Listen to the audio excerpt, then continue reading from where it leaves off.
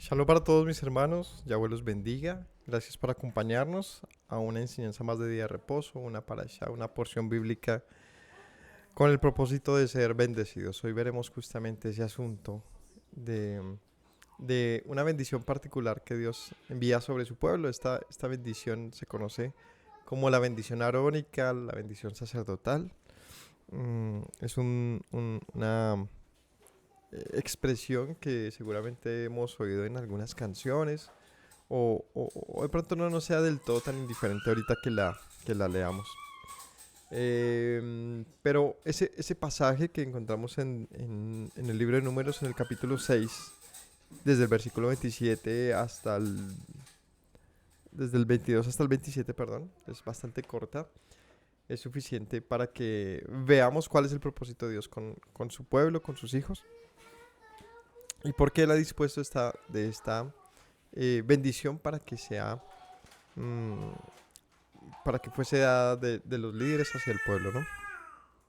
Así que, nada, esperamos que la enseñanza de hoy nos enseñe algo y realmente nos permita ver cuál es el deseo de Dios sobre todos nosotros. Vamos a orar.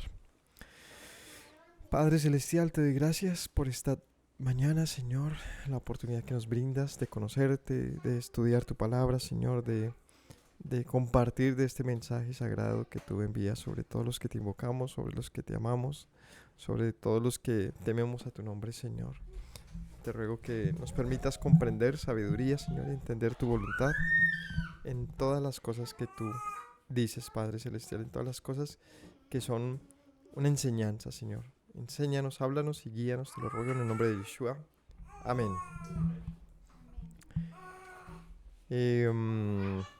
Bueno, la parashá o la porción bíblica de hoy se llama Naso, la número 35, y corresponde a los capítulos de números que van desde del capítulo 4 al capítulo 7.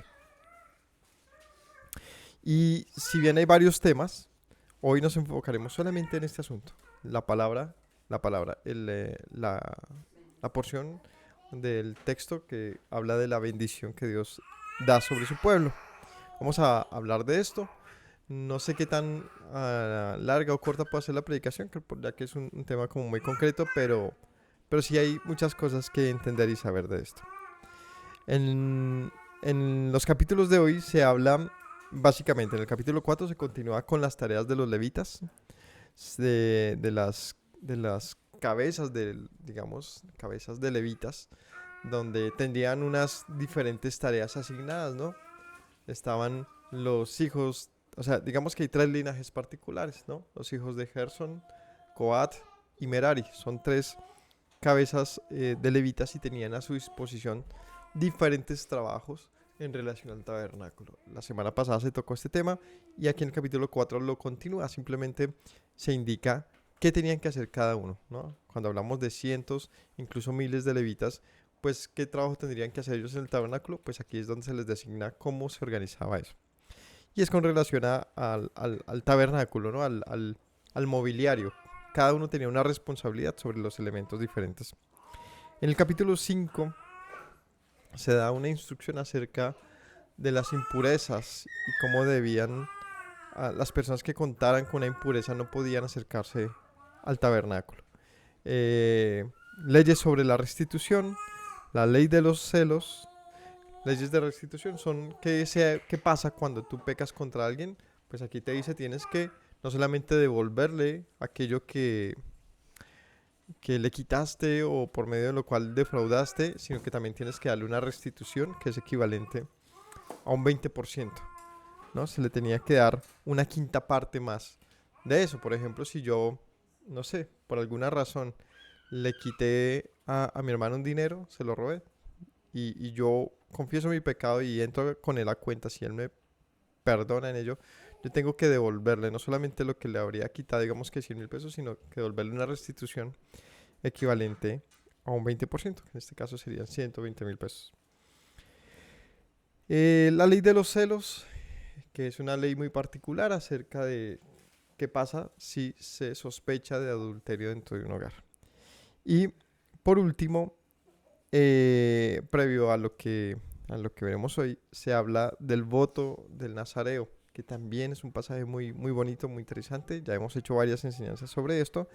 Y es una dedicación particular que hace alguien voluntariamente para apartarse al Señor, para Él, y tiene que pasar por un proceso, digamos, físico, eh, una transformación a lo largo de ese apartamiento, de ese tiempo separado, con tal de finalmente cerrar ese ciclo a lo largo del tiempo, disponiendo su vida delante de Dios. Y solamente de esto quiero hacer un pequeño comentario que lo hablamos en otra ocasión cuando hablamos sobre este tema, y es que un voto de Nazir o de Nazareo es algo muy parecido a tener por un tiempo designado que uno designa, es decir, yo quiero hacer un voto por un año, un ejemplo. Es un tiempo que uno mismo se propone hacer. Durante ese tiempo hay una ley que indica qué puedo y no hacer, ¿sí? Y la verdad es que las leyes son prohibitivas. Es decir, no puede beber vino, no puede hacer esto, no puede hacer aquello. Y es muy parecido a las leyes que tienen que ver con los sacerdotes. Y hablábamos en aquella época que un voto de Nazir es muy parecido a justamente voluntariamente participar de la santidad que un sacerdote se le está mandada. No porque Dios me mande a hacerlo, sino porque yo decida hacerlo. Si yo decido tener esas, digamos, consagraciones y leyes de consagración particulares, se llama un voto de Nazareo. Estas personas no tenían ahora una responsabilidad sobre el tabernáculo ni nada de eso, pero sí podían voluntariamente separarse, consagrarse a Dios como lo debía hacer un sacerdote. Es una relación muy interesante y muy profunda entre la manera de vida de un sacerdote, de un sumo sacerdote, de hecho, ni siquiera un sacerdote, de un sumo sacerdote y del que hace un voto de Nazareo. Y por último, ahí sí llegamos al punto, esto es en el capítulo 6, y llegamos al capítulo, a ese mismo capítulo, versículo 22, y es donde entra el tema de hoy, que es la bendición arónica. Dice así en el versículo 22, 6:22.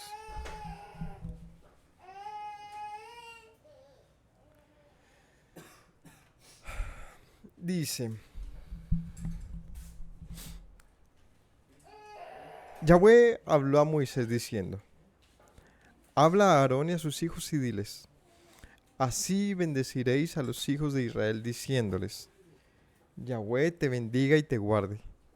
Yahweh haga resplandecer su rostro sobre ti y tenga de ti misericordia. Yahweh alce sobre ti su rostro y ponga en ti paz. Y pondrán mi nombre sobre los hijos de Israel, y yo los bendeciré. Es un tema muy, muy importante, porque ¿de qué se está hablando aquí? La palabra hebrea que más se repite aquí es bendición, ¿no? Que en hebreo se conoce como verajá. Una verajá es una bendición,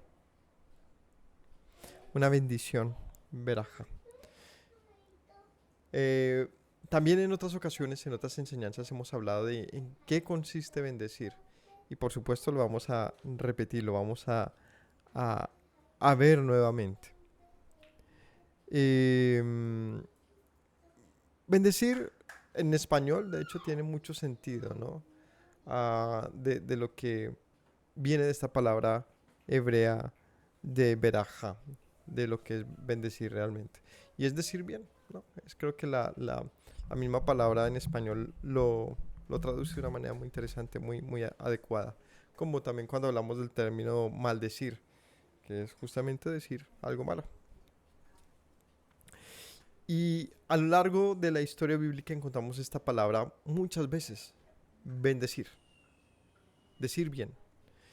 Pero ¿qué es exactamente decir bien? Decir bien es algo así como un deseo de parte de Dios sobre su pueblo, pero no solamente su buen deseo sobre su pueblo, sino también es una advertencia, también es un hecho. O sea, ni siquiera va más allá de los buenos deseos y se convierte en un hecho. Es decir, la bendición de Dios es algo que Él ha proyectado sobre un pueblo, sobre una nación, sobre la humanidad, si es que ésta acepta las condiciones para alcanzar ese bienestar que Él ha ofrecido. En otras palabras, una bendición es un hecho fáctico siempre y cuando aquellos a quienes se les ofrece esa bendición se lo permitan. ¿Me hago entender? Voy a decirlo de otra manera. La bendición del Señor siempre está condicionada. Siempre está condicionada. Y ahorita veremos algunos pasajes en relación a las bendiciones.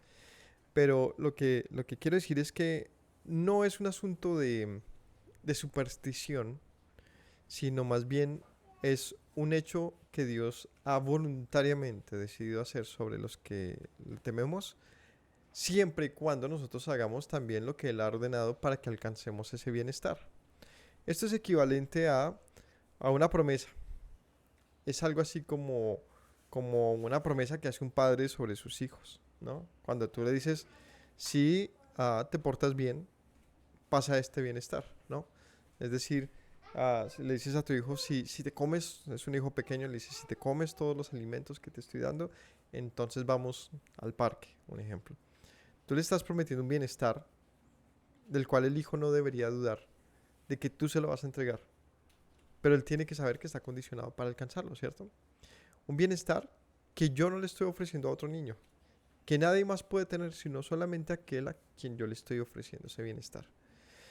Em, Algo así funciona la bendición de Dios. Es algo que Él voluntariamente ofrece sobre el mundo, sobre un grupo de personas que decidan o escucharlo a Él y obedecerle en lo que Él está diciendo. Y esta bendición es justamente algo que aparece a lo largo de toda la Biblia. Entonces, dicho lo anterior, podemos concluir que la bendición también es entonces una promesa. Una bendición de Dios es una promesa. ¿Y qué es una promesa de Dios? Un juramento. Es decir, a diferencia de verlo más bien, creo que un juramento, cuando por lo menos creo que así es nuestro sentido aquí en Colombia, no sé, de pronto a nivel cultural puede variar un poquito, a nivel de época también, pero en este presente, un juramento se le suba como una gravedad de no se puede revocar, ¿cómo dijo? Sí, le da un estatus de que es incambiable, ¿no? Un juramento significa como que no se puede faltar de ninguna manera. De que si llegara a faltar, se podría incluso acusar legalmente, ¿no? De hecho, un juramento es algo que se utiliza actualmente en los estrados judiciales para definir un asunto. Y el fallar ante la palabra bajo juramento se llama ¿cómo? Perjurio. Si alguien dice, yo juro decir la verdad, ¿no? Sobre un asunto y se comprueba que estaba mintiendo, pues se le agrava su cuestión porque se le suma un delito llamado perjurio. Entonces, cuando tenemos presente ese tema del juramento, creo que incluso por lo menos yo crecí con esta, digamos, selección, donde tú dices sí a un asunto, o sea, comprometes tu palabra sin haber dicho nada, sino un ejemplo. am, ¿Vas a ir a la reunión? Sí. Uno queda como, de pronto viene. Va el de pronto. Si uno le suma el, no, yo te prometo que voy, entra en duda ahí porque está metiendo promesa. O sea, ¿será que me quiere convencer? Pero sube la probabilidad de que venga. Y si dice, no, yo te juro que voy, como que uno dice, pues no puede faltar. En esta época ya sí hasta los juramentos son palabras al aire, pero creo que era ese escalafón, ¿no? El sí voy, te prometo que voy y te juro que voy. Es como que metiéndole cada vez más fuerza y pues ya van los que con tal de aseverar su palabra, no, por, por tu mamá que voy, ¿no? Como en el Chavo, ¿no? Que se muera Kiko si no voy. O sea, como que siempre metiéndole sí, como que tratando de hacerle creer a la otra persona que sí se va a hacer. Bueno, pues con Dios es muy superior a eso. Y es que sus juramentos, sus promesas, sus votos son, ¿cómo son? Irrevocables. Son inmutables, no cambian, no pueden ceder ante el tiempo porque Él las ha dicho de una manera eterna. Y como siempre me voy a poner un poquito existencialista para tratar de que evaluemos este asunto de lo que es una bendición. Porque creo que si lo hacemos, podremos adquirir más seguridad acerca de nuestra propia fe con relación a lo que el Señor ha dicho. Estamos hablando entonces, voy a ponerlo aquí en un pizarrón imaginario, ¿no? En una mesa. Empezamos con un buen deseo de Yahweh, de Dios, del Todopoderoso, su voluntad, un buen deseo, ¿no? Dice por ahí un pasaje porque la voluntad de Dios es buena. O sea, su deseo realmente es bueno. Y como dice algún profeta, dice el Señor, ¿quiero yo la muerte del impío? De ninguna manera. Yo quiero que se arrepienta. Yo quiero que cambie, que corrija, que restituya, que se arrepienta. Y entonces yo le daré vida, ¿no? En otras palabras dice así.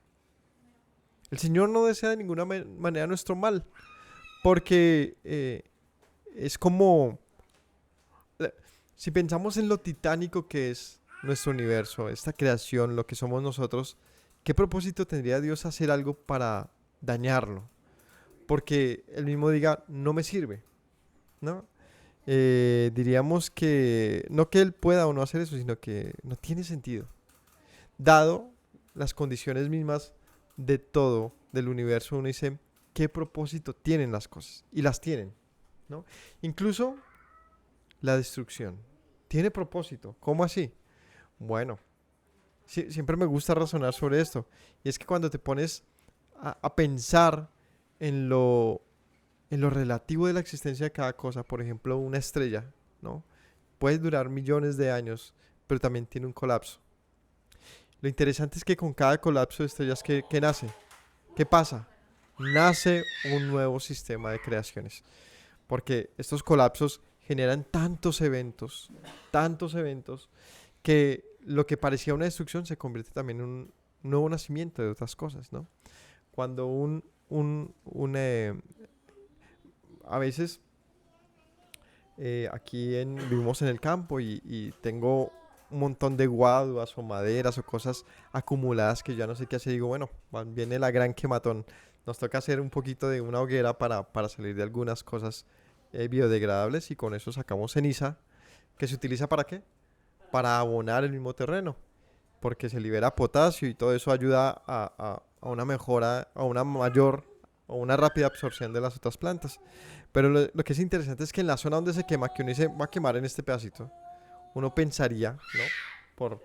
Uno pensaría, con eso yo quemo y no vuelve a crecer. Esa es la parte donde justamente mayor riqueza empieza a obtener el suelo justamente por la liberación de minerales en esta quema.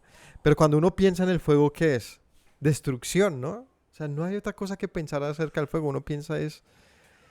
De hecho, cuando he hecho esto, me ha tocado un par de ocasiones, porque estoy en la construcción, eso se genera una llamarada impresionante, que uno no se puede acercar a 2 metros porque se siente ese vaho. Y uno dice, cualquier cosa que medio se acerque va a ser aquí aniquilada. Entonces ese fuego poderosísimo se convierte, cuando menos lo esperas, al paso de un tiempo, en un gran dador de vida. Gracias a la transformación que hizo de algo que había sido, como dice la escritura, había sido sacado para ser desechado, ¿no? Que había sido tomado. Como dice dice Juan Bautista, ¿qué dice? Porque el hacha está a la raíz de todo árbol y todo árbol que no dé buen fruto será cortado y echado al fuego, ¿no? Entonces, cuando pensamos en ese punto de ser cortado y echado, de todo lo que se transforma, que parece negativo, pues lo interesante de ver en perspectiva es que te das cuenta que incluso todo eso es para bien. Y esa es la visión del Altísimo. Es alguien que está realmente tan afuera de todo y a la vez tan dentro de todo, que tiene esa capacidad de ver a lo largo de la existencia para, por lo tanto, hacer un juramento sin ningún miedo a fallar. Él puede hacerlo porque él sabe el propósito de las cosas. Entonces estamos hablando de propósito. Créanme que Dios no nos creó con el propósito de destruirnos, no era esa la misión. No se trata de ello, sino que más bien Él ha definido en su voluntad, en su bien decirnos. ¿Qué nos dice el Señor? ¿Ah? ¿Qué dice el Señor? Cuando nos ha creado, ¿qué dice?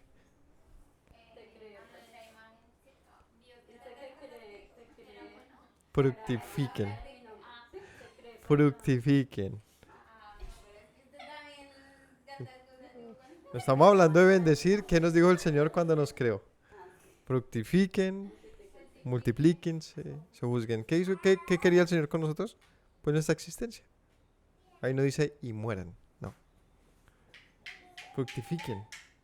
Y luego dice, entran en su reposo y dice, y bendijo Dios lo que había hecho. Y bendijo el día séptimo. Y bendijo, y bendijo, y bendijo. Entonces, bendición de Dios significa una promesa, un juramento de bienestar.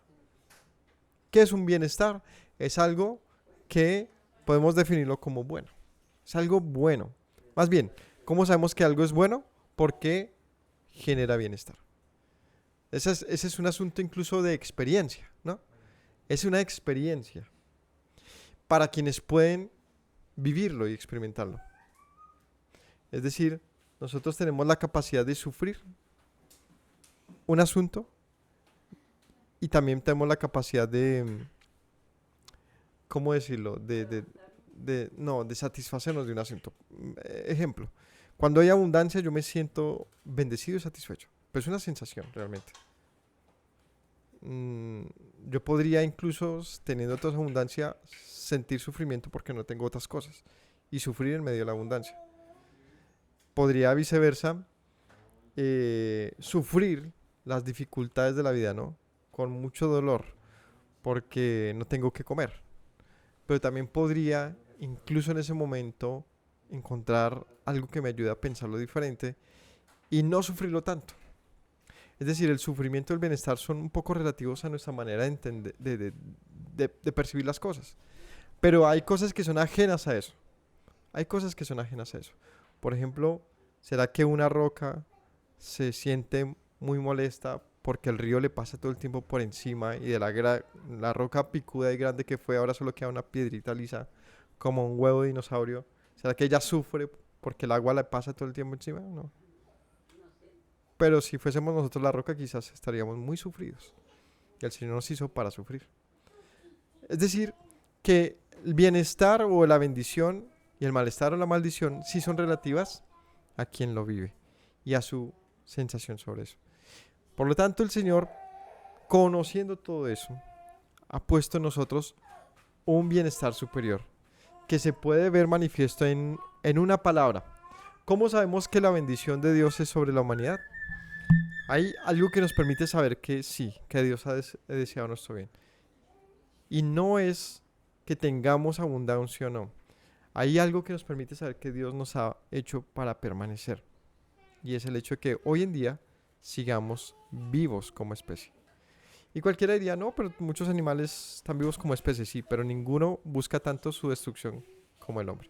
Es decir, que a pesar de que nosotros buscamos aniquilarnos, somos la especie más abundante e inexplicablemente más fuerte. Porque en el fondo, en el trasfondo de todo esto, está el deseo de Dios de hacernos permanecer.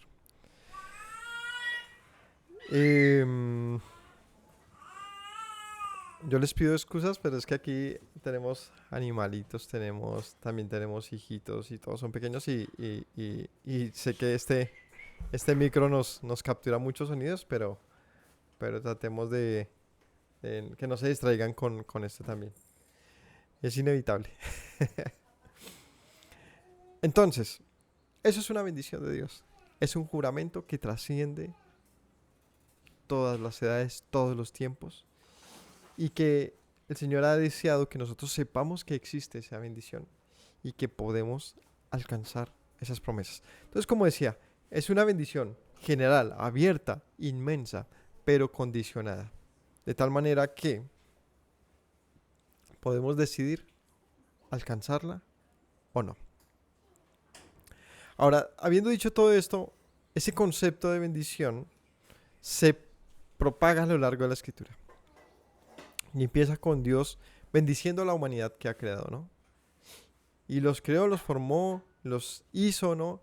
Y los bendijo diciendo, ¿no? Vamos a ver. Vamos a Génesis.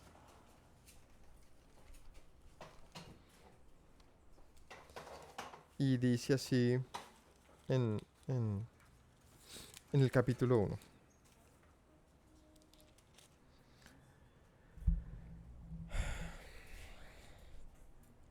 En el versículo 26 dice, Dios, hagamos al hombre a nuestra imagen conforme a nuestra semejanza, señoree en los peces y las aves de los cielos, las bestias de la tierra, en todo animal que se arrastra, y creó Dios al hombre a su imagen a su imagen, la imagen de Dios lo creó, varón y hembra los creó, y los bendijo. ¿Cómo dice ahí? Y los bendijo. ¿Saben qué es interesante? Que desde el principio, desde que el Señor nos crea con la bendición. Eso me parece algo muy bonito, porque por más de que nosotros razonemos de una manera tan evidente, pero también tan dura contra nosotros mismos como humanidad, es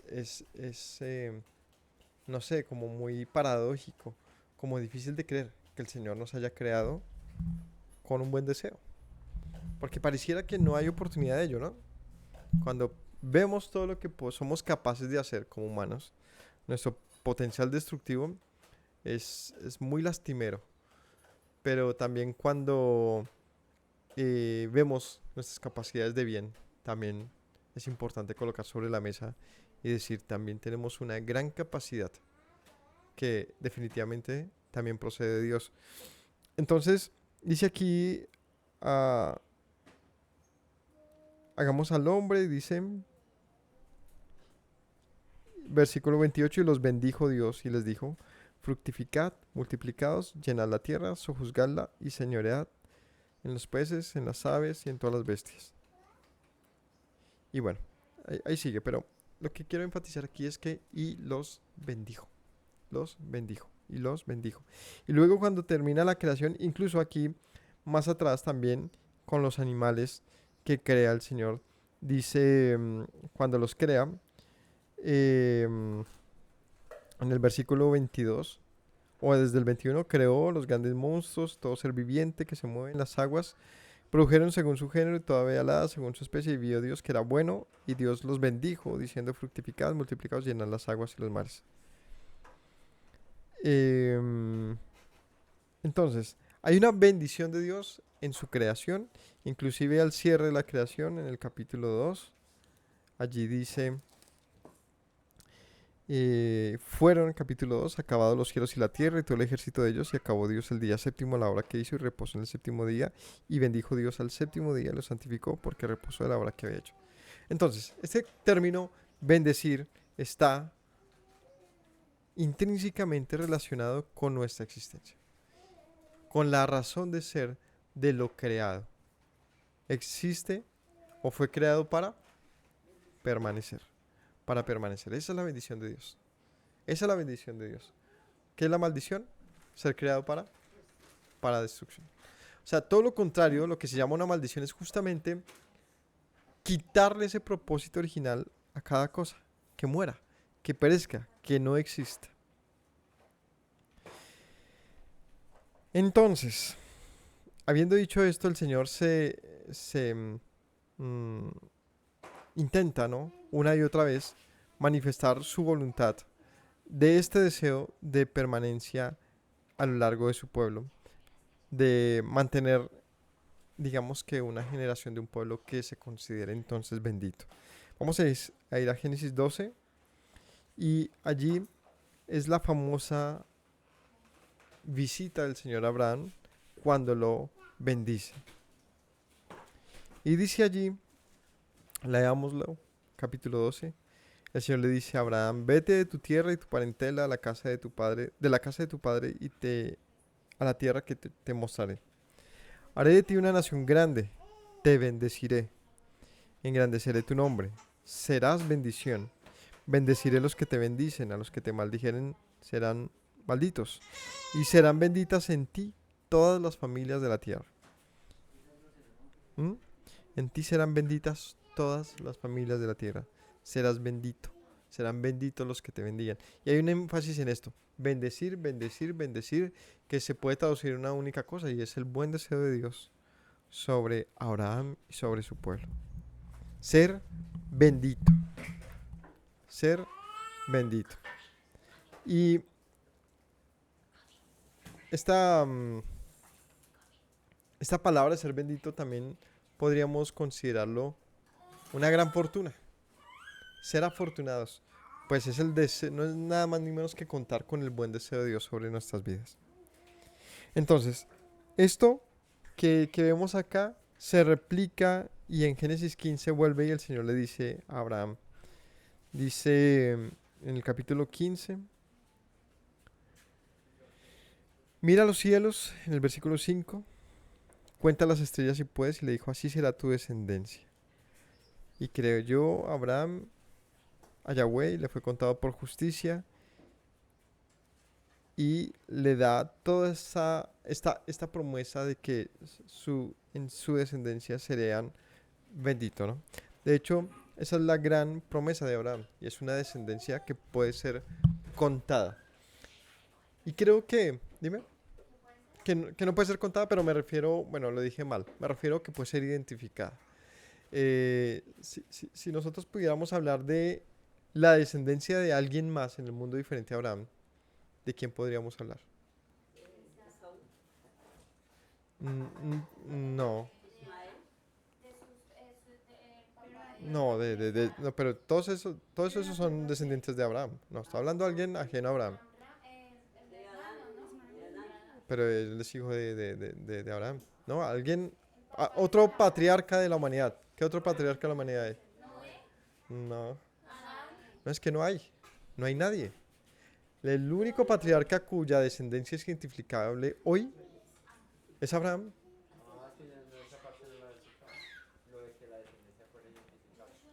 Sí, no, lo acabo de decir. Sí, que decía que el Señor le dice que su descendencia será como las estrellas, y yo dije, bueno, ¿qué descendencia en la humanidad puede ser identificada como la de Abraham? Y yo no conozco otra. O sea, yo puedo decir, hay pueblos, ¿no? Están los hindúes, están los chinos, los mongoles, pero que yo diga, estos proceden de tal personaje, la verdad, si lo conocen, lo conocerán solamente ellos en sus culturas y bajo un conocimiento, digamos que muy, creo yo, muy, muy cerrado, en el sentido de que pues se conoce porque así se enseñan en sus colegios, en su conocimiento de su propia historia. Pero no es un conocimiento público, o más bien público, no de que no nadie lo pueda conocer, sino que no ha alcanzado al mundo para que todo el mundo sepa eso. Pero del linaje de Abraham, quizás Abraham, además de Yeshua, sea el tipo más famoso de la historia. ¿Se habían pensado eso? Tanto así que los musulmanes, el nombre más común de un musulmán, ¿cuál es? Ibrahim. Ibrahim, que significa Abraham. Es el nombre más común. Y los judíos, hijos de Abraham, ¿no? Y los cristianos, hijos de Abraham y de las promesas. O sea, es muy interesante, pero es un tipo tan sumamente famoso como el padre de las bendiciones y el padre de un pueblo conocedor de Dios, que es indudable e innegable que esta promesa ha sido cumplida. O sea, creo que acabamos de demostrar el cumplimiento de una promesa. Es tan demostrable, que no hay manera de esconder este hecho. No hay manera. Que las tres, inclusive, religiones más principales, aunque el judaísmo no es de las principales, pero sí más relevantes en el contexto de la historia mundial, todas proceden de Abraham. El cristianismo es inmenso, y el islam también es inmenso, con sus diferencias y lo que tengan cada una entre ellas en todo, al punto al que voy es que proceden de una bendición hecha a un hombre llamado Abraham. Y todos estos pueblos se identifican como Abraham Avinu, nuestro padre Abraham, en su idioma, en su manera, en cómo le digan y cómo lo crean. Pero al punto que estoy llegando aquí es a decir, no hay manera de que una bendición hecha por Dios caiga. No hay manera, aún y a pesar de todo lo que es esa descendencia de Abraham. ¿Sabe de qué está llena la descendencia de Abraham? De hombres buenos y malos, de personas comunes. A una, y quizás en su mayoría, no sé en qué porcentaje, pero seguramente en su mayoría, ajenas al pacto, en su mayoría detestando a Dios, aborreciéndole, quizás en su mayoría con mucho desdén por el Señor. Y aún y a pesar de eso, el Señor ha prosperado en su promesa a Abraham por causa de ese pequeño remanente que también está en esa descendencia, que trasciende los ámbitos culturales, regionales, nacionales, de lenguaje, etc. Así que puedo concluir entonces que cuando Dios da una promesa es porque ¿qué? Es porque se puede cumplir, porque es posible, aunque pareciera que no. Tan improbable como tú me vas a dar un hijo con Sara cuando es estéril y ella allá riéndose. Ella ya haciendo la risita de incredulidad, ni siquiera de incredulidad tipo no le creo, sino ay, con las que sale con las que sale el Señor. Ponerme a dar hijos ahorita. Hace esa risita como de, sí, ¿será que es una parábola? Es improbable para nosotros, pero para el Señor, ¿qué hay imposible? Así que el Señor, si da un juramento, les voy a decir que aunque nosotros lo veamos improbable, si Él lo dijo, es porque se puede. Y no que se pueda que nosotros podamos hacerlo, sino porque Él se ha propuesto hacerlo. Su bendición es de esa manera. Es imparable. Es imparable. Esta bendición a Abraham entonces se propaga a lo largo de sus descendientes. A lo largo y ancho de la humanidad y también de la historia y nos alcanza hasta este presente. Ahora, habiendo dicho esto, el Señor le dice a Abraham, ¿qué le dice el Señor a Abraham? Le dice, tu pueblo, tus descendientes, van a estar cautivos en Egipto durante un tiempo, pero yo los liberaré y los traeré a esta tierra en la que estás. El Señor le dice eso a Abraham. Le dice, un pueblo que va a venir de ti, tus descendientes, van a estar cautivos, pero yo los liberaré, porque cumpliré las promesas que te he dicho. Y a ese pueblo en medio del desierto, llegamos al libro de Números y ahora sí podemos leer, habiendo entendido todo esto, ¿por qué el Señor bendice a este pueblo? O sea, ¿por qué le dice lo que le dice? Ahora que este pueblo está en el desierto, ¿quién? ¿Descendientes de quién? De Abraham, cuya promesa es ¿cuál? Serán benditos, serán benditos. ¿Qué es ser bendito? O sea, ¿cómo? Tratemos de llegar a una definición que no sea fácil recordar y decirla. ¿Qué significa ser bendecido por Dios? Ayúdenme con ideas. Que nos va bien. O sea, que si yo te digo, el Señor nos ha bendecido, ¿qué significa eso? Si el Señor dice, si decimos, nosotros somos benditos de Dios, ¿qué significa eso? A ver, que somos llenos de su gracia, que su promesa está en nosotros, que hemos recibido su favor. ¿Qué más? ¿Saben? Hay algo muy chévere en la traducción que hace cuando Yeshua habla acerca de bendiciones. Y dice, en algunas dice, bienaventurados. En otra dice, dichosos. En otra dice, afortunados. Y la verdad sí creo que es una buena traducción desde la óptica de, es un regalo. Y allá llegamos a un punto y es la gracia de Dios. Es decir, ¿por qué he yo de obtener tales bendiciones? Tales bendiciones. Es decir, que el Señor haga diferencia de mí y de una roca. y de un árbol. ¿Por qué él tendría que hacer diferencia y decirme, yo te he creado para bien y no para mal? ¿Cómo puedo yo asimilar eso sin dejar de sentirme entonces el hombre más afortunado del mundo, más dichoso? Por eso Yeshua decía, benditos sois. Y lo encuentras en otra versión bíblica que dice, dichosos sois. Y en eso, pues, suena diferente, tiene un sentido como la grandeza del lenguaje, ¿no? Como que cuando dice benditos, de pronto no nos damos cuenta de que ser bendito siempre es algo bueno. Y lo bueno nos proporciona ¿qué? Alegría, gozo, ¿cierto? La bendición del Señor entonces es buena. Ahora sí, cuando el pueblo ya está en el desierto, el Señor establece los sacerdotes. ¿Qué les dice a los sacerdotes? Ustedes han sido puestos ¿para qué? ¿Cuál es la función de un sacerdote? ¿Cuál es la misión de un sacerdote?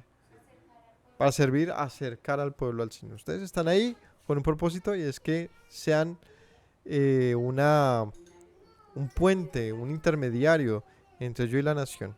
Así que el Señor da una instrucción al sumo sacerdote. Tú los bendecirás para que yo los bendiga. Es algo curioso. Donde es necesario escuchar. La bendición del Señor de la que estamos hablando ha sido ¿qué? Escuchada. Ha sido escuchada. ¿Qué significa que ha sido escuchada? Que nos hemos dado por enterados. O sea, una cosa es que lleguen cosas buenas y uno dice, wow, ¿y esto? ¿Y por qué te va así? Y no sé, pues yo trato de hacerlo correcto y uno dice, te funciona, te va bien en la vida. Otra cosa es cuando tú te has enterado, que ya se había anunciado, que si tú haces lo que es correcto te va a ir bien. Porque entonces podemos, ¿qué? Meterle más empeño a hacer lo correcto. No podemos evadir eso. Entonces el Señor se encarga de decirle al sumo sacerdote que le diga constantemente al pueblo y a la nación que son ¿qué? Benditos. ¿Y qué es ser bendito? Afortunado, dichoso, porque llevamos sobre nosotros ¿qué? Una promesa de Dios, un juramento. Ahora sí, vamos a ir un verso a verso de este corto eh, pasaje. Dice en el 22 del capítulo 6 de Números, Yahweh habló a Moisés diciendo, habla a Aarón y a sus hijos y diles, así bendeciréis a los hijos de Israel diciéndoles, Yahweh te bendiga y te guarde. Yahweh haga resplandecer su rostro sobre ti y tenga de ti misericordia. Yahweh alce sobre ti su rostro y ponga en ti paz. Y así pondrás mi nombre sobre los hijos de Israel y yo los bendeciré. ¿En qué consiste esta bendición entonces? Esta bendición particular. Empezamos diciendo que es una bendición que arranca de dónde a dónde. La bendición es como... La bendición es como, no sé, como un río, ¿no? Que arranca desde un nacedero y termina cubriendo toda el área hasta donde pueda. Hasta allá, hasta el final. Y para que esto sea posible es necesario que haya aquí un camino para eso, ¿cierto? Para que el río llegue hasta el final donde desemboca tiene que haber algo que pise y que lo lleve hasta allá. Esa bendición, ¿dónde arranca? En el Eterno. Porque Él termina haciendo y así yo los voy a bendecir. O sea, la bendición sacerdotal no es una bendición sacerdotal en el sentido más estricto, sino es una bendición de Dios. Como toda bendición a la cual nosotros acudimos. Porque cuando dice el Señor que debemos bendecir, por ejemplo, ¿cierto? Cuando el Señor nos invita a bendecir y no maldecir, ¿qué es bendecir? Es nuestra capacidad entonces de transmitir la bendición de Dios. Si nos fijamos, ¿por qué el Señor respaldaría una bendición mía? ¿Ah? O sea, hablemos de que es una bendición que nosotros pudiéramos dar. Por ejemplo, si yo le digo a mi hijo, hijo, que el Señor te bendiga, que te vaya muy bien, que si yo lo bendigo, ¿por qué el Señor debería respaldar mi bendición? Porque yo estoy transmitiendo algo que el Señor ya ha dicho. El Señor realmente no respalda mi bendición, respalda su propia bendición. Lo que Él nos ha dicho es que nosotros podemos y debemos transmitir bendición y no maldición. En otras palabras, también el Señor ha maldicho. El Señor ha dicho muchas maldiciones. Y acerca de las maldiciones, Él nos dice, no las transmitan. En el sentido de, no maldigas. Es decir, en otras palabras, podría ser algo así como,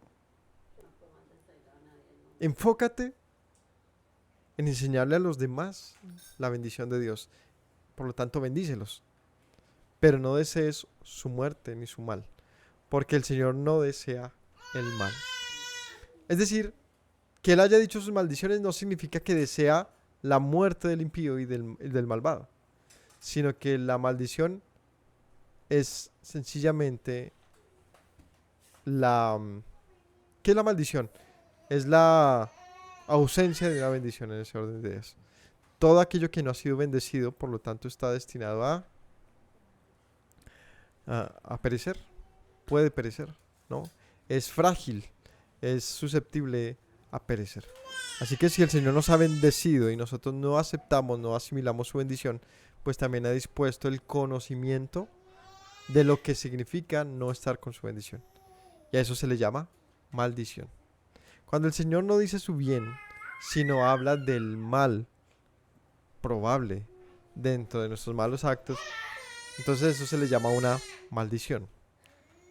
Otra vez, tampoco es el resultado de superstición, de magia, ni mucho menos, sino es el resultado de no permanecer en el bienestar que Dios ha dado para su pueblo. Entonces dice el Señor que esa bendición suya debe ser transmitida. ¿Y cómo se transmite una bendición?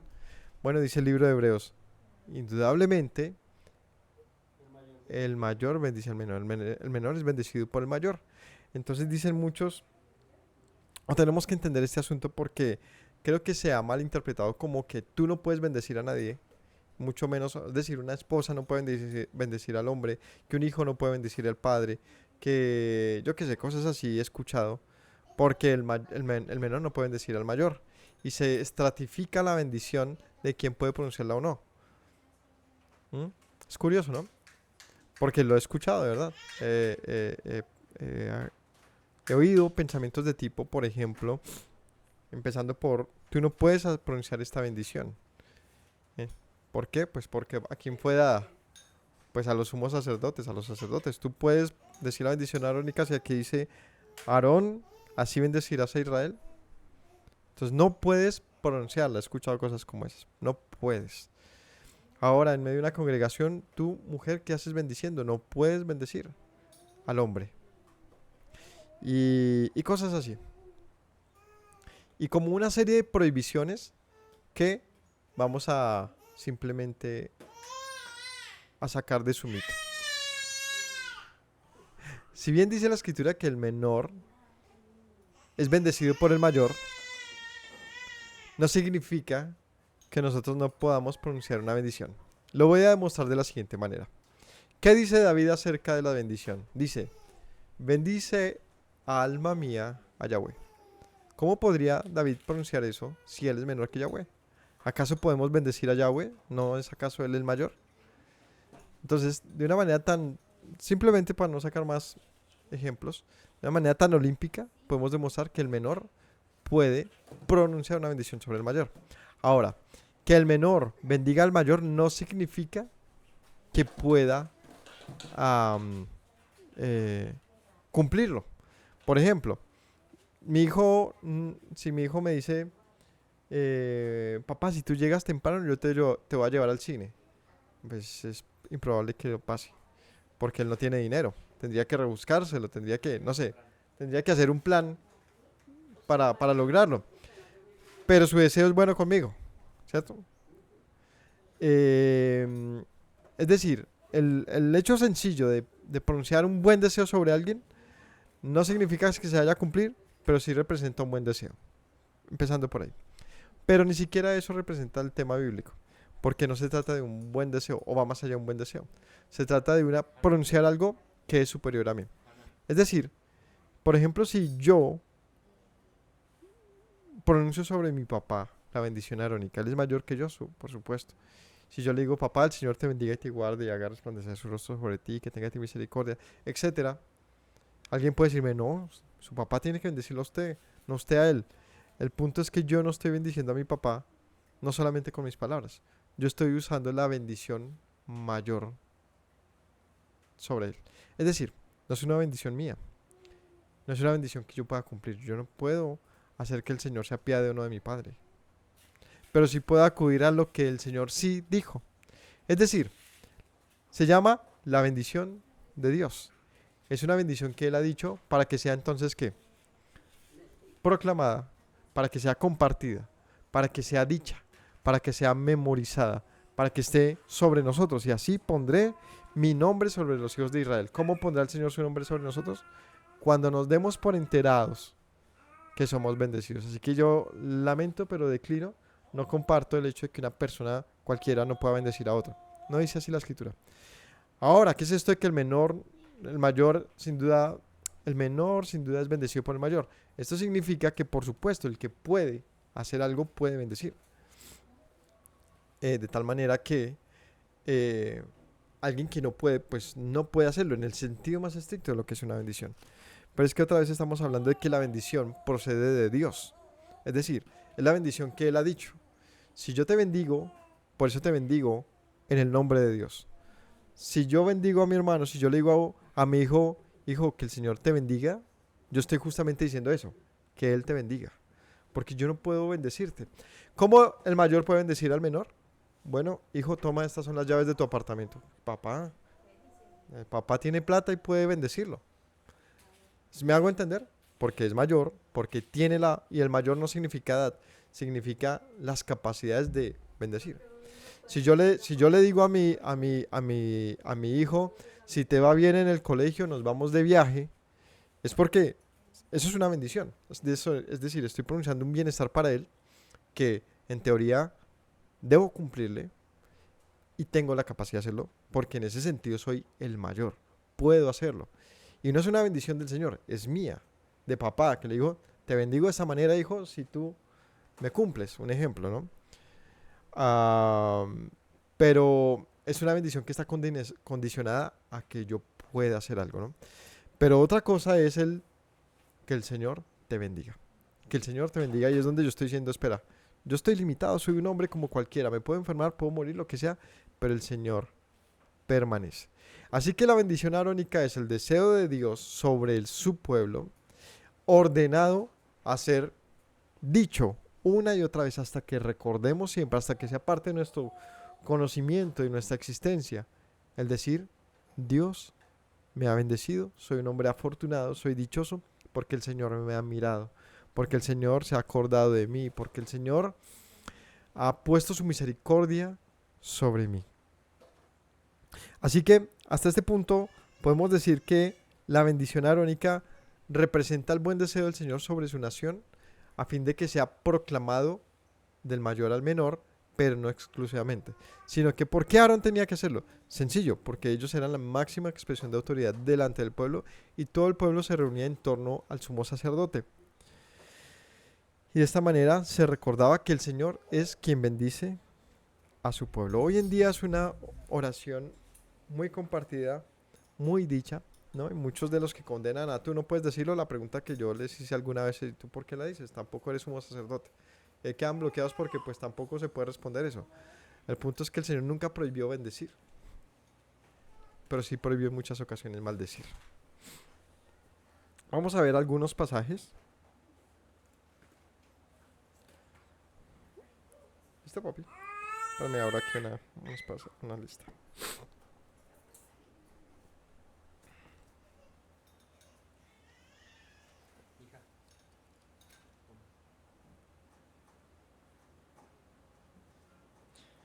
Listo, papá. Ya, arranca. Ah, ¿sí lo pausaste o no? Pensé que estaba pausado el video. No, sigamos. Vamos a ir al libro de Mateo, capítulo 5. Y este pasaje es famoso. ¿Cómo se le llama al pasaje del capítulo 5 de Mateo? Las bienaventuranzas. En otras palabras, ¿cómo se le podría decir a las bienaventuranzas? las bendiciones. Este dice así el capítulo 5 de Mateo. ¿Y cómo se llama la temática que cruza por todas estas enseñanzas que estamos haciendo este año? Yeshua, un tesoro entre versos. Por supuesto que vamos a revisar y qué es Yeshua con la bendición. Entonces en el capítulo 5 de Mateo dice así.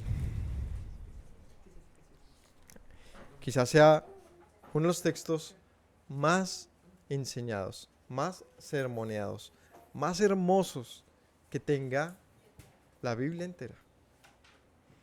Y dice así: viendo la multitud, subió Yeshua al monte, y sentándose vinieron a él sus discípulos, y abriendo su boca enseñaba diciendo. Y vamos a hacer esto. Cada vez que leamos esto, van a decir me lo pido. Para mí. Es para mí. Ese es el punto de esto. Cuando el Señor le dijo al hombre y lo bendijo diciendo fructifica, y es para mí, el Señor me bendijo así. Y cuando el Señor dice y bendijo a Abraham diciéndole serán benditas en ti todas las naciones, ¿sabes qué? Es para mí también. Habló de mí en eso el Señor. Y ahora aquí en el capítulo 5 dice, Yeshua dijo, benditos o bienaventurados, o según la versión que estén leyendo puede decir afortunados, dichosos, los pobres en espíritu, porque de ellos es el reino de los cielos. Benditos los que lloran, porque recibirán consolación. Benditos los mansos, porque recibirán la tierra por heredad. Benditos los que tienen hambre y sed de justicia, porque serán saciados. Benditos los misericordiosos, porque alcanzarán misericordia. Benditos los de limpio corazón, porque verán a Dios. Benditos los pacificadores, porque serán llamados hijos de Dios. Benditos los que padecen persecución por causa de la justicia, porque de ellos es el reino de los cielos. Benditos sois cuando por mi causa os vituperen y persigan, y digan toda clase de mal contra vosotros mintiendo. Gozaos y alegraos, porque vuestro galardón es grande en los cielos, porque así persiguieron a los profetas que fueron antes de vosotros. Y en este punto voy a resaltar lo que hablé del principio. Y es que a veces lo que consideramos que no es una bendición, también lo es. Es decir, cuando hablé de todo esto de que de la quema, del fuego, de no sé qué estaba hablando de eso, que a veces no entendemos y nos apegamos a cosas que son muy aparentes, pero la bendición va más allá. Y Yeshua dice, cuando pasen todas estas cosas que parecen desgracias y males, benditos son, porque su galardón es grande. En un solo capítulo, en un solo texto, hemos encontrado varias bendiciones. Varias bendiciones. El capítulo 5, ahí mismito, versículo 13 dice,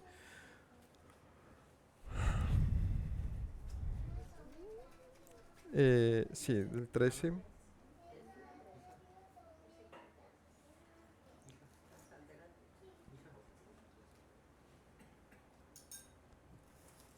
No, perdónenme, no, ese texto no. Es el 11, capítulo 11. Entonces, él está hablando a un grupo de personas que tienen una condición difícil, ¿no? De estigmatización, los pobres del mundo y más allá de su pobreza económica, me refiero a un tipo de vida donde los sacerdotes y los líderes los veían como, aléjense de acá pecadores. Y Yeshua a todos ellos les dice, benditos porque su condición, es su condición pecaminosa la que ha traído sobre ustedes la oportunidad del arrepentimiento. Vea, es que es muy interesante. Cuando tú ves, no sé, por poner un ejemplo, la guerra, tú como espectador, ¿qué sientes? No, pero sobre ellos, ¿qué sientes? Tristeza. ¿Y qué pasa si ves entre esas de la guerra, ves a niños amputados, no sé, pasando hambre? ¿Qué siente uno? Un dolor muy profundo. ¿Por qué? Por su condición. Por su condición. Y si tuvieras todos los poderes, ¿qué harías? Intentaría darles la oportunidad de salir de esa condición, en lo posible, ¿no? Pues ese es el punto. Que a lo vil y menospreciado del mundo, el Señor miró para decirles, tú tienes una oportunidad si la escoges. Porque estamos hablando de una bendición, un juramento que trasciende incluso nuestra condición miserable. Entonces en nuestra condición miserable el Señor dice, yo te he llamado por tu nombre.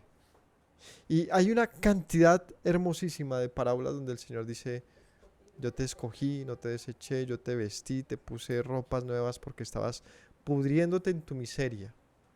Entonces cuando nos vemos así en ese reflejo de, uy, sí, soy muy afortunado, porque el Señor pensó bien de mí, a pesar de mi condición, que era de esta de merece morir. Es que merece morir. Y el Señor dice, no, yo lo he llamado para vida. Solo falta una cosa, que Él crea. Que Él crea. Por eso el capítulo 11 de Mateo dice así, 11:6. Bendito es el que no halle tropiezo en mí. Bendito el que cree. Bendito el que abre su corazón y puede escuchar. Es bendito. Es bendito. Vamos a ver otros versos. También Yeshua nos habló acerca de nuestra manera de referirnos y hacer uso de la bendición y maldición. Vamos a Lucas 6.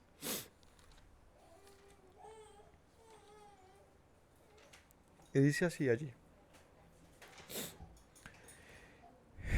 En el versículo 27. Pero a vosotros los que oís, os digo. Creo que era caleño, ¿no? Mira, oís. Pero a vosotros los que oís, os digo. Amad a vuestros enemigos. No, es que siempre que como que siento las palabras de Yeshua se me erizan los pelitos porque es increíble, su mensaje es muy poderoso, o sea, realmente es muy conmovedor. Lejos de la actitud del mundo en esta época y de cualquier época, el mensaje de Yeshua realmente es muy trascendental porque deja todo en las manos de Dios. Dice, ¿sabes qué? Con tu enemigo, hazle lo bueno. O sea, no le dice devuélvele el mal por mal. Amad a vuestros enemigos y haced bien a los que os aborrecen. Bendecid a los que os maldicen y orad por los que os calumnian. Al que te hiera en una mejilla, preséntale la otra. Al que te hiera, que te quite la capa, ni aun la túnica le niegues. Al que quiera que, al que quiera que te pida, cualquiera que te pida, dale. El que tome lo que es tuyo, no le pidas que te lo devuelva.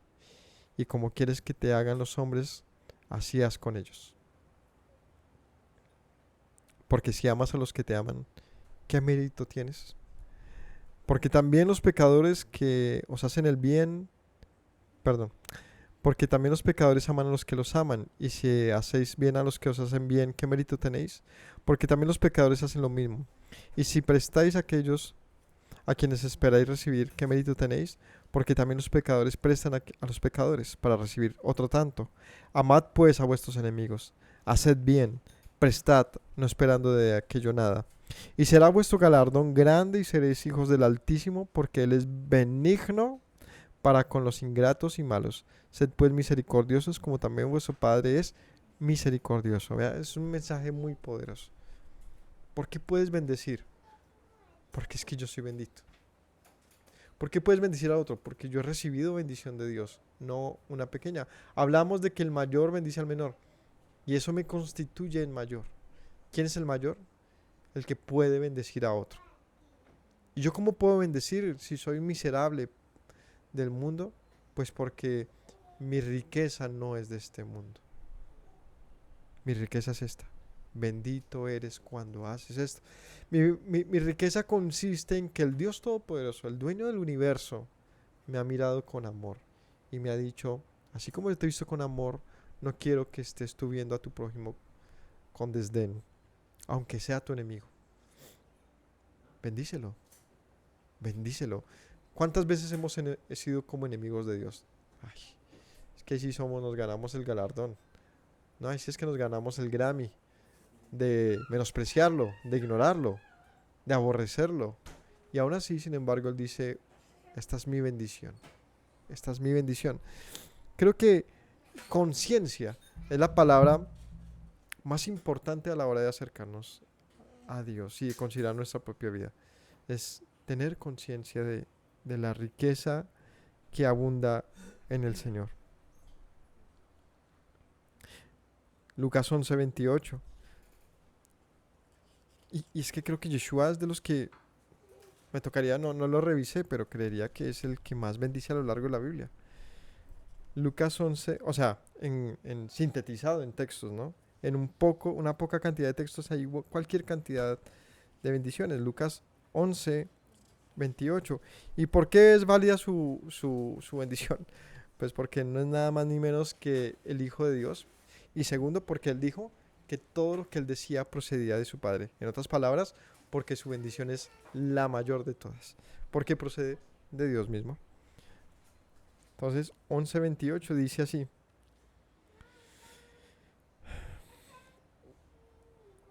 Desde el 27. Mientras él decía estas cosas, una mujer de entre la multitud levantó la voz y le dijo, bendito el vientre que te trajo y los senos que mamaste. Y él dijo, antes benditos son los que oyen la palabra de Dios y la guardan, ¿no? Él dice, bendita sea tu madre que te trajo a la vida. Él dice, más benditos son los que hacen la voluntad de Dios. Yeshua también era muy cortante, ¿no? O sea, como que entiendo, ¿no? Pero lo que está diciendo es la bendición real, la real, es la que se puede alcanzar, ¿no? ¿De qué me sirve decirle a mis hijos, ¿saben qué? Es que este fin de semana nos vamos a ir a Disney World cuando no tengo un peso. Es engañarlos, es manipularlos, es jugar con sus inocentes sentimientos. Pero si yo soy un hombre adinerado, que tengo un jet privado o vivo cerca puedo cumplir, ¿cierto?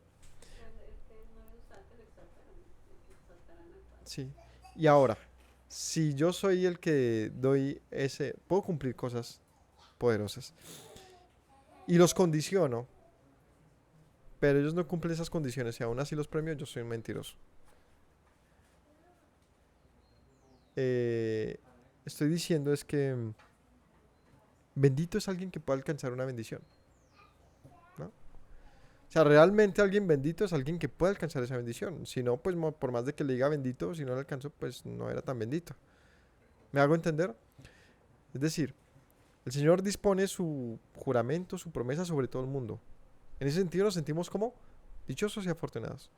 Pero si jamás alcanzamos nada de sus promesas, pues no, la verdad fue mucho humo. Pero no de parte de Dios, sino nuestro. Alardeamos de una promesa. Es como el que tiene la boleta de la lotería y vea, me la gané, así haciéndole, me la gané. Y nunca va y la reclama. Pues como que no tiene sentido, ¿cierto? Bendito el que oye la palabra de Dios y la guarda. Ese es el que es realmente bendito. Porque sobre él vienen todas las bendiciones consignadas en la Torah, en la ley, en todo a lo largo de la escritura. Las bendiciones tienen capítulos enteros en, en la Torah. El Señor desea nuestro bien. Lo desea profundamente. Es su esencia. Dios es bueno. Dijo Yeshua, ¿por qué me llamas bueno? Bueno no hay sino uno, mi Padre que está en los cielos. Él es bueno. Si Dios es bueno y todo lo que ha hecho ha sido bueno en gran manera, ¿por qué no damos crédito a sus palabras? ¿Por qué dudamos? Hombres de poca fe. Benditos son entonces los que oyen y hacen. Lucas 12:37. Benditos aquellos siervos a los cuales su Señor benditos aquellos siervos a los cuales su Señor cuando venga halle velando. Benditos seréis si haces, ¿no? Juan 13:17. Benditos seréis si las hiciereis. Las palabras de él. Juan 20:29. Benditos los que no sin ver creyeron, ¿no? Entonces, al punto al que voy a leer rápidamente es que Yeshua insiste en esta palabra, benditos sois. Benditos sois, benditos sois. Y está la insistencia de una bendición sobre los que hacemos conforme a la voluntad del Señor. Ahora sí, siendo Él el Hijo de Dios, el bendito de Dios, el ungido, para llevar la bendición de Dios al mundo, porque en Él, ¿cierto? En Yeshua se cumple la manifestación de la voluntad de Dios que fue am, predicha por Abraham. Pues no, el Señor le dice a Abraham, o no dice un pasaje de los apóstoles, dice, porque Abraham, viendo como a lo lejos, se gozó en la promesa que vendría. Y por supuesto el apóstol, ¿de quién está hablando ahí? De Yeshua. Dice, aunque no lo vio, pero lo vio de lejos, él se gozó en esa promesa. Y él dice, pues aquí se ha cumplido delante de nosotros. Yeshua, la promesa es la bendición del mundo. Entonces, volviendo, vamos a terminar este pasaje entendiendo la bendición arónica. Que Yahweh te bendiga y te guarde. Así arranca. ¿Quién bendice? Yahweh. Yahweh. He escuchado gente que dice, es que no digas que el Señor te bendiga, sino te bendigo. Y la pregunta es, ¿tú tienes la capacidad de bendecir? O sea, hablo de la literalidad. Si tú le dices, te bendigo, que el Señor, que te vaya muy bien en ese trabajo, o sea, tú no puedes hacer nada para que esa persona le vaya bien en el trabajo. No puedes, que ni eres el jefe ni nada. Pero el Señor sí puede hacer que una persona le vaya bien en su empleo, en sus cosas. Es decir, creo yo, y tampoco está mal decir te bendigo, lo que digo es que va en otro orden. Es el Señor quien bendice. Y esa bendición yo la puedo utilizar. Por lo tanto, yo puedo bendecir en esa bendición. Yahweh te bendiga y te guarde. Yahweh te bendiga y te guarde. Entonces, que Dios emita su juramento, su promesa sobre ti. Que esa permanezca sobre ti. Y te guarde. ¿Qué es guardar? Que te proteja, que te atesore, que te cubra, ¿no? Que te cuide en ese propósito. Que Yahweh haga resplandecer su rostro sobre ti y tenga de ti misericordia. ¿Qué es resplandecer su rostro sobre uno y tener misericordia? Ambas cosas significan lo mismo. Es que el Señor te mire, ¿no? Que el Señor abunde sobre ti su misericordia. Es tener la noche más oscura y estar perdido y que el Señor te haga brillar, ¿no? En medio de la noche. Como sol de mediodía en plena noche, así es el que es bendecido del Señor, porque su rostro mira hacia uno. ¿Mereces morir? Sí, pero Él me ha mirado. Eso es todo lo que hay que saber. Yahweh alce sobre ti su rostro y ponga en ti paz. La misericordia está acompañada de este, y dice la escritura que Yeshua estaba en la cruz. ¿Y qué dice el pasaje? Que el Señor, ¿qué? Escondió su rostro, ¿no? Padre, ¿por qué me has abandonado? ¿Sabe qué significa ese pasaje? ¿Qué significa ese pasaje? ¿Por qué me has abandonado? ¿Qué significa? Entonces muchos dicen, no, es que el Señor no podía ver el pecado. No, es que el Señor le dio tristeza con Yeshua. ¿Qué significa? ¿Qué significa eso? ¿Qué significa eso? Que no tuvo misericordia de Yeshua. Lo mató. Padre, no tuviste y sí, no podía tener misericordia de Yeshua, porque si la hubiese tenido, no podría haber salvado a la humanidad. En otras palabras, la misericordia de Dios sobre el mundo hizo que por un instante escondiera su rostro de Yeshua, y por lo tanto Yeshua tuviese que decir estas palabras tan duras. Padre, toda la existencia hemos estado juntos y en este instante me has dejado de mirar. Moriré. Yo creo que es el abandono. O sea, esto es de verdad a nivel, es un coloso de las cosas que pasan en el universo. Yeshua y el Padre por un instante, creo yo, estuvieron desconectados. Pero no porque Yeshua haya hecho algo malo, sino porque si el Señor seguía unido a él, Yeshua no podía morir. En él estaba la vida. El Padre tuvo que retirar su rostro. Eso es impresionante. O sea, Yeshua renunció no solamente a su divinidad, a su lugar, a todo, renunció al Padre por un instante para morir. Y entonces, ¿qué dice? Y luego el Padre vivificarlo por su espíritu de la muerte. O sea, Yeshua murió sin el espíritu del Padre. En otras palabras, lo entiendo así. Por eso pudo morir. No habría muerto jamás. ¿Por qué pudo morir? Porque el Padre escondió su rostro de él. O sea, la misericordia de Dios, la Gesed, la diestra del Altísimo no estuvo con Yeshua en el momento de su muerte. Tuvo que ser retirada un instante Yeshua decir, el vacío más oscuro del universo, el lugar más frío del universo lo sintió el sol del mundo, del universo. Yeshua, cuando dice, Padre, ¿por qué me has dejado de mirar?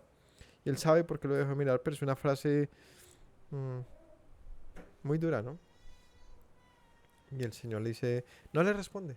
Yeshua dice, para esa hora. Esa es la copa que Yeshua quería que no.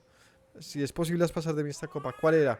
El dolor. Yo creo que era más que todo, era este momento de saber que no iba a estar su padre en pleno en él. Cuando tú le dices a tus hijos que el Señor haga resplandecer su rostro sobre ti, le está diciendo que el Señor no deje de mirarte. Porque el día que el Señor deja de mirar, es la muerte. Es esa escena. Que el Señor resplandezca su rostro sobre ti, le estoy diciendo a mi hijo, a mi esposa, a mis amigos, es que el Señor no deje de mirarte.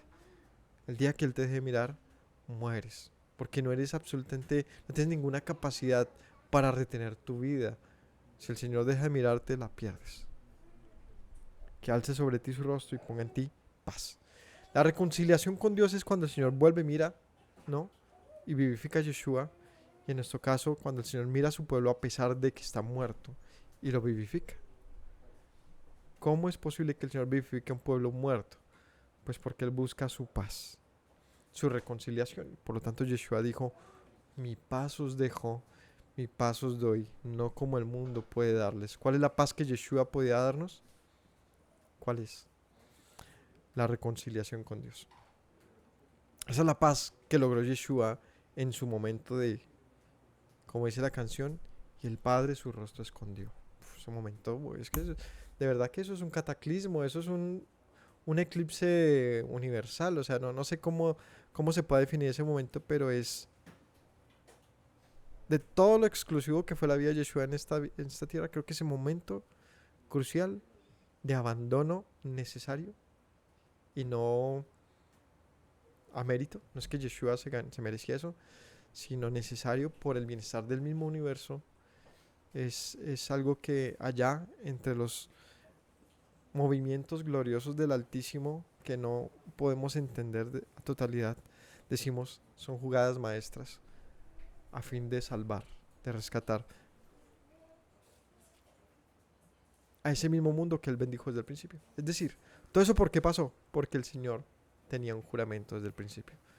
Yo los he creado para vivir y no morir. ¿Y cómo, Señor, si somos dignos de muerte? Tranquilo, yo haré que eso sea posible. Entonces, todas estas cosas que he mencionado, que parecen una locura, o sea, porque son muy locas. De hecho, un apóstol dice, cuán insondables, inconmensurables es la sabiduría del Altísimo. O sea, uno queda como loco después de analizar todo esto. Y uno concluye, el Altísimo es impresionante. Es impresionante. Es una mente que no alcanzamos siquiera a tocar, a dimensionar, pero sencillamente es Él. No.